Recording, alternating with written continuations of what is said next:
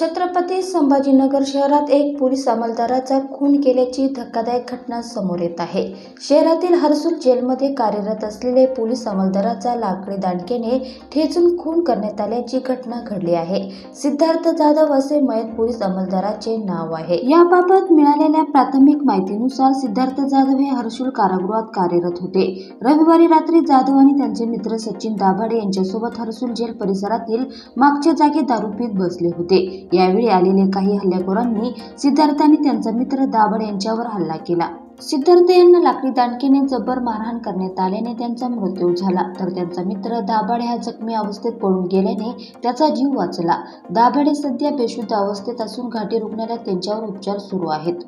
दरम्यान हा खरंच कुणी केलेला हल्ला होता की त्यांच्याच मित्राने सिद्धार्थ यांना मारण्याचा कट केला होता, याचा शोध पोलीस घेत आहे।